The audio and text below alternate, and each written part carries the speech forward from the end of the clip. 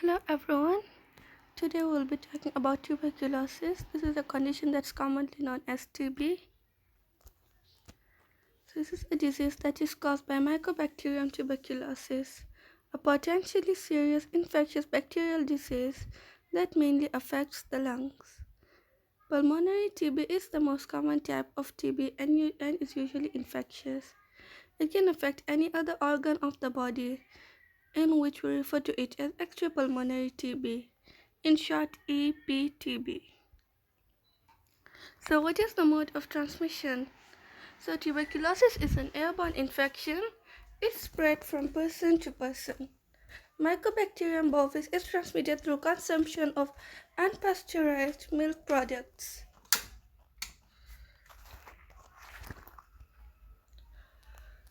So, natural history of tuberculosis. TB infection is whereby there are no symptoms and Mycobacterium tuberculosis is in a latent state.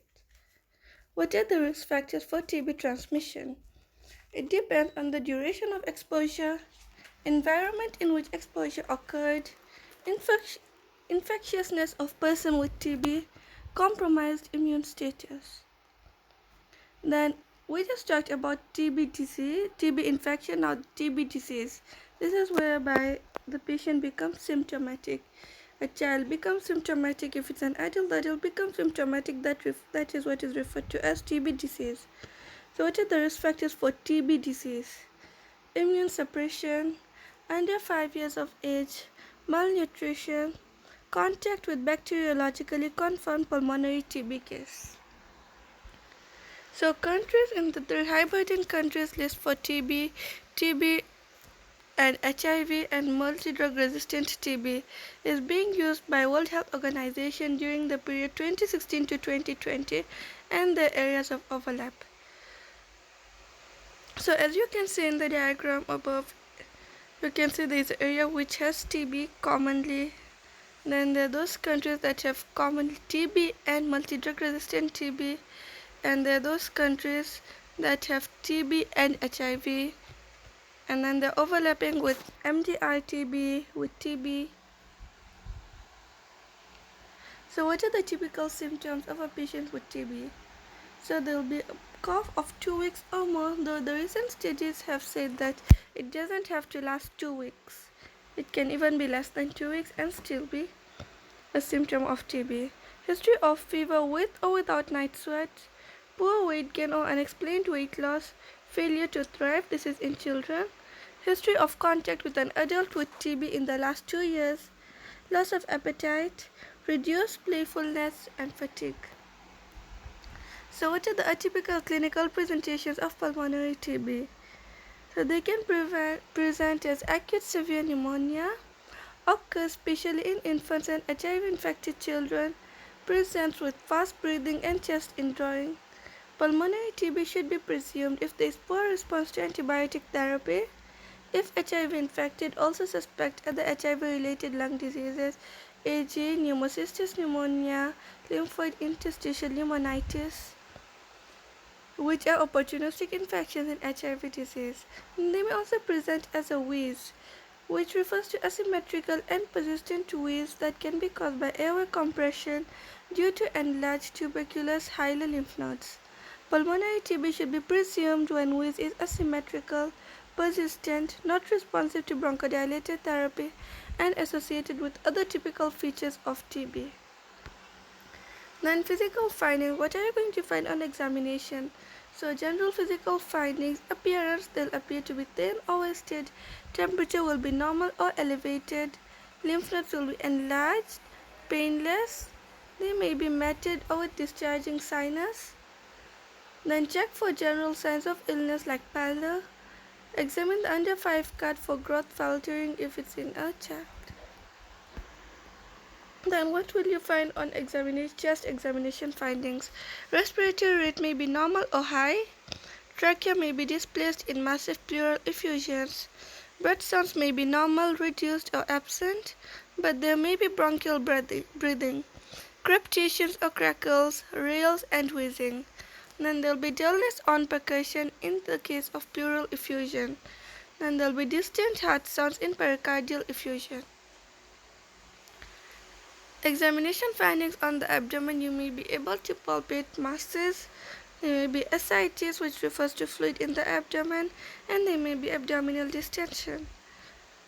Then joints: they may be swollen or with effusion. There may be angulation of the spine, which we commonly refer to as gibbous in Pott's disease. So specimen collection for a child in TB diagnosis. So younger children that are unable to expectorate sputum, alternative methods are to obtain sputum sample. The following methods are used, such as gastric lavage, nasopharyngeal aspirate, sputum injection. And diagnostic tools that are used are expert MTB, then the smear microscopy, then you can do a culture, then we do chest x-rays or tuberculin skin test. So what is the diagnostic approach for childhood TB? A probable TB can be made in the presence of 3 or more of the following features. 1. Symptoms suggestive of TB, basically refers to clinical history, which may have cough, fever, weight loss, night sweats, reduced playfulness. History of recent close TB contact, usually within the last 2 years. Physical signs highly suggestive of TB, such as wasting, asymmetrical lymphadenopathy, spinal gibbous. Then 4. Chest X-ray changes that are suspicious of TB, whereby you'll basically see consolidation. Then enlargement of hilar lymph nodes. Then positive tuberculin skin test. A confirmed TB diagnosis is made when any of the following results are positive: chest smear microscopy, gene expert, MTB cultures. So under extrapulmonary TB, what are the main sites of extrapulmonary tuberculosis? As we had said in the beginning that pulmonary TB is the most common, but then there's extrapulmonary TB that exists as well. So what are the common sites? So central nervous system, it causes meningitis. Lymphatics, it causes scrofula of the neck. In the pleura, it causes tuberculosis pleurisy. Then disseminated TB is basically miliary tuberculosis. Then bone and joints of the spine, that's Pott's disease. And then genitourinary urogenital tuberculosis. So what are the drugs that are used in treating tuberculosis? Is rifampicin, isoniazid, pyrazinamide, ethambutol. So you have to select the recommended TB treatment regimen. How do you do that? So you need to know if it's pulmonary TB or if it's extrapulmonary TB. Okay? Yeah. So disease category.